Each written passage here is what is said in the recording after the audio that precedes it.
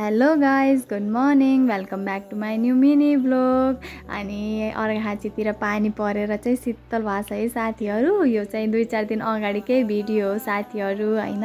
मैले चाहिँ एडिट गरेर भोइस ओभर गर्न भ्याइथिनँ।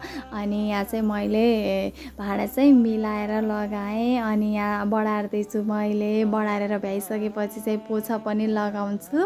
अनि यसरी चाहिँ मेरो काम चाहिँ बिहानमा होइन एकदमै फास्ट ट्र्याकमा चलिरहेको हुन्छ। अनि अब चाहिँ सरसफाइ गरेर भ्याइसकेपछि चाहिँ मेरो नेक्स्ट काम चाहिँ खाना बनाउने हुन्छ। अनि अब चाहिँ मैले अब यो छत पनि जोस् होइन सफा गर्छु। छतमा बाबु नानी खेल्छन्, त्यही पढ्छन् बसेर, त्यही भएर। अनि यहाँ चाहिँ अब मैले यहाँ पिठो माड्न लगाइसकेँ खाना बनाउनको लागि। अनि हाम्रो बिहानमा चाहिँ परौठा चल्छ है साथीहरू। अनि यसरी चाहिँ बाबु उठेर आयो, मम्मी गुड मर्निङ भन्दै।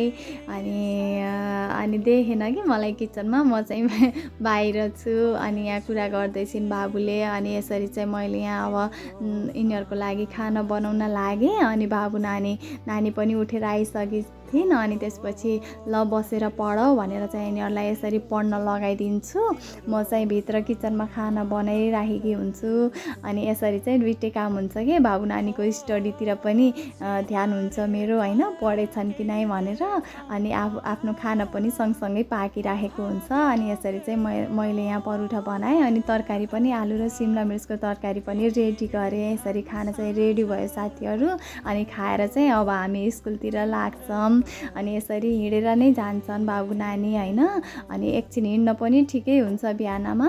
अनि यसरी चाहिँ बाबु नानीलाई छोडेर चाहिँ म पनि मेरो स्कुलतिर फर्केँ साथीहरू। Thank you for watching my video. यसरी नै माया गरिदिनु होला।